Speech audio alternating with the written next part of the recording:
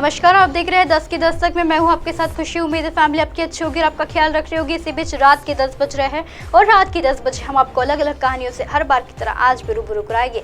कल की कहानी में हमने पार्ट 1 में आपको बताया था 650 कुंवारी लड़कियों के खून से बाथरूम में वो नहाती थी।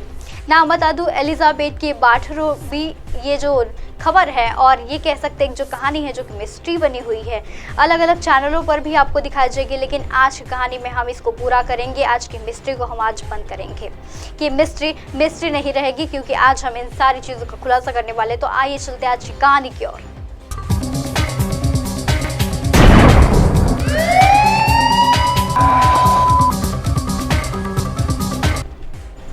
तो आइए चलते हैं आज की कहानी की ओर, जो कि है एलिजाबेथ के ऊपर। मैंने आपको टाइटल तो बता दिया, अभी कहानी की ओर आप रुक करते हैं।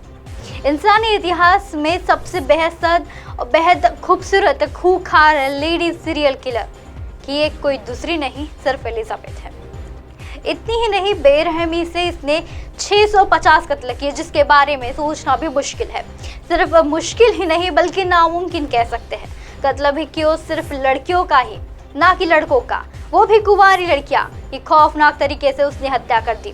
उम्र जिसके पड़ाव पर लड़कियों के खुले आसमां में उड़ना चाहती थी, उसी उम्र में ऐसी लड़कियों को ये अपना महल में आने से मजबूर कर देती थी, फिर उन्हें तड़पाती थी और फिर उनके खून को बाथ टब में भरकर उससे नहाती थी, इस उम्मीद में कि ताउम्र वह खुद को जवान रखेगी, खूबसूरत रहेगी और तरोताजा रहेगी, क्योंकि उसने जवान लड़कियों के जिस्म से ताज़ा खून निकालकर स्नान किया है।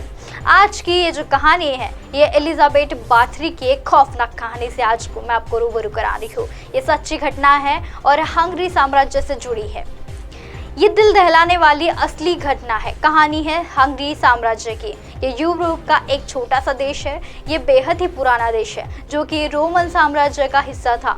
कहा जाता है कि यह देश पर हंस नामक प्रजाति वाले समूह ने आक्रमण कर दिया था। उसी समय से इसका नाम हंगरी पड़ गया।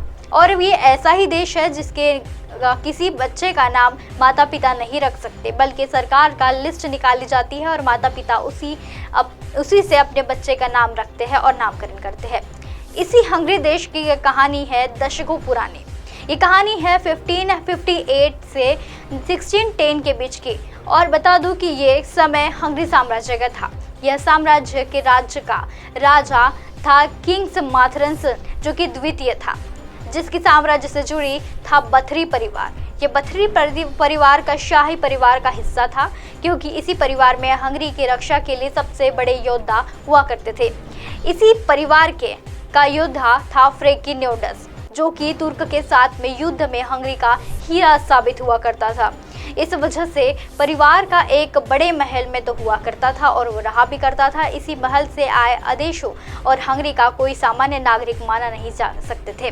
शाही परिवार का बथरी को योद्धा फ्रेंकिनास्टल को अपनी पत्नी एलिजाबेथ बथरी थी, जो कि बेहद ही खूबसूरत थी, जिसकी खूबसूरती के चर्चे होते थे। एलिजाबेथ का आदेश और महल में नौकरों की लाइन लग जाती थी। लेकिन इसी एलिजाबेथ बथरी को अपना खूबसूरती पर इतना घमंड हो गया कि जब ये कोई भी कह देता कि इसकी उम्र ज़्यादा हो गई है, उसे गुस्सा आ जाता और वो उसके पिशाच और जाने कैसी कैसी किताबों पर भरोसा कर देती। बता दूं कि उसे वो मार भी दिया करती थी, जिसमें इंसानों का मारकर अपनी इच्छा पूरी करने की बात होती थी। जिसके मुंह से वो कुछ कह दे और वो सुन ना पड़े, ऐसा सभी को करना पड़ता था। राजकुमारी भी कुंवारी थी। लड़कियों को के खून से नहाकर हमेशा जवान और खूबसूरत रहती थी। इसी बस बातों से एलिजाबेथ बथरी का सनक सवार हो गई, जो कि सोचने लगी और वो कुंवारी लड़कियों को ताज़ा खून से नहाएगी और वो तब हमेशा जवान रहेगी। न कि सिर्फ वो खुद ऐसी चीज़ें करती, बल्कि दूसरों को प्रेरित भी करती, क्योंकि वो अपने जैसे सबको नहीं देखना चाहती थी। बता दूं कि जब वो अपने महल से 2-3 नौकरों की मदद लेकर सनक को पूरा देश करने लगी थी।